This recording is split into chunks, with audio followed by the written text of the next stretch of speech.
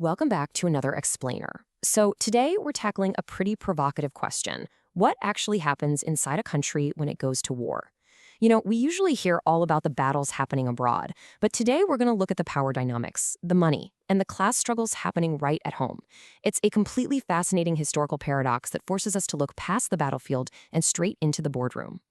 To do this, we're centering our journey today on Chapter 14 of Howard Zinn's iconic book, A People's History of the United States. Now, Zinn presents a thesis here that essentially flips the traditional high school history narrative totally upside down. Instead of just looking at war as some grand clash of nations over noble democratic ideals, Zinn actually demands that we look at the hidden internal mechanisms that are truly pulling the strings. He opens his argument with this really striking quote from radical writer Randolph Bourne: "War is the health of the state." Now, that sounds like a total paradox, right? I mean, how on earth can a devastating, brutal war be considered healthy for anyone? Well, Zinn argues that during wartime, a nation's internal divisions and labor struggles are suddenly silenced under the banner of patriotism, and the government itself becomes immensely more powerful. So, here's our roadmap for making sense of all this. We're going to break Zinn's historical analysis down into 4 parts: the economic roots of war, manufacturing a consensus, silencing the opposition, and finally, the legacy of dissent. All right, let's jump right into part 1, the economic roots. Let's follow the money. The traditional story is that the U.S. entered World War I purely for those democratic ideals we mentioned earlier, but Zinn highlights a glaring domestic reality that usually gets left out of the conversation. In 1914, the United States was actually drowning in a severe economic recession. We're talking depressed businesses, deflating farm prices, and really critical levels of unemployment. According to the text, this economic panic was basically the inciting incident for everything that followed. $2 billion. Just let that massive number sink in for a second. That was the value of goods the U.S. sold to the Allies by April 1917. Zinn argues that those staggering war orders completely erased the U.S. recession in the blink of an eye. By the time America formally entered the conflict, its economy had become inextricably tied to the Allies in this fateful union of war and prosperity. Basically, for the economy to thrive, the war had to continue. And, it wasn't just about selling weapons either. Zinn cites W.E.B. Du Bois, who brilliantly pointed out back in 1915 that this European conflict was inherently a war for empire. The bloody struggle was fundamentally about who would control highly valuable African resources, things like gold, diamonds, cocoa, rubber, and palm oil.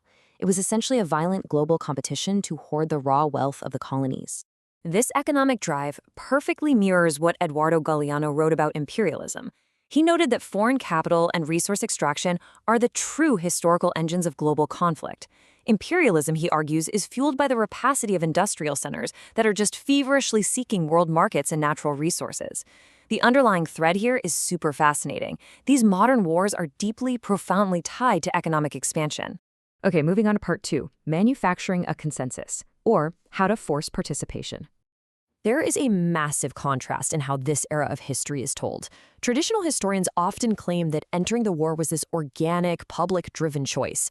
But Zinn argues the exact opposite. He says there is absolutely zero persuasive evidence that the working public naturally wanted to fight. The consensus wasn't natural at all. It had to be artificially and honestly quite forcefully manufactured. Because there was no spontaneous urge for people to just go die in the trenches, the state had to unleash intense coercion to get its way. They instituted a draft of young men, launched an incredibly elaborate nationwide propaganda campaign, and handed out harsh punishments for anyone who dared to refuse. The state essentially had to strong-arm public participation to achieve its military and economic goals. Which brings us right to part 3, silencing the opposition and crushing radicalism. The sheer speed of this domestic crackdown is honestly breathtaking. The very same year the U.S. enters the war in 1917, the Espionage Act is passed, which suddenly criminalizes anti-war voices. By 1918, prominent political leaders are thrown in jail, and over the next year, radical labor unions are systematically dismantled. The war provided the ultimate, unquestionable justification for a sweeping wave of domestic suppression. Listen to this fiery quote from Eugene Debs, a really prominent anti-war socialist at the time. He declared, "The master class has always declared the wars. The subject class has always fought the battles." He was pointing out the stark reality that elites declare the wars while the working class actually dies for them. And get this, for simply delivering those words to draft-age youths, he was arrested and thrown in federal prison. The patriotic fervor of the war also gave the government the perfect excuse to go after groups like the industrial workers of the world, often called the Wobblies. Before the war, they boldly told the capitalists, "We will fight against you, not for you." Because they fiercely opposed conscription on class grounds, the state used the wartime emergency to raid their offices, arrest their leaders, and completely break their organizational power. And that leads us to our final section, Part 4, the legacy of dissent and the ongoing class war. You see, this historical record of wartime suppression isn't just some dusty relic from 1917. It's heavily echoed in the reflections of later writers like George Jackson. In his work, Jackson argued that the state continually relies on extreme violence and institutional repression to protect elite property and maintain control. He viewed the system's enforcers not as protectors of the general public, but strictly as guardians of an elite status quo. Political scientist Michael Parenti pushes this idea even further, pointing out that the crushing of dissent is an ongoing, systemic reality. We usually think of class struggle as this bottom-up revolution, right? But Parenti notes that capital's class war is actually waged relentlessly from the top down. It uses seemingly neutral tools, things like court injunctions, anti-labor laws, and direct police repression, to keep working people fragmented and compliant. And Angela Davis brilliantly ties all these threads together. She notes that fighting this kind of political repression is inherently linked to resisting the broader forces of poverty, racism, and class injustice.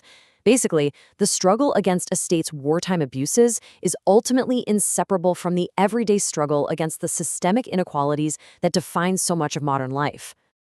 Ultimately, all these authors are asking us to strip away the patriotic fanfare and look closely at the raw mechanics of power. So the next time you see a nation mobilize for conflict, look at the forces at play and ask yourself, when the dust finally settles, who truly pays the ultimate price and who quietly walks away with the profits? Thanks so much for joining us for this explainer, and keep asking the hard questions.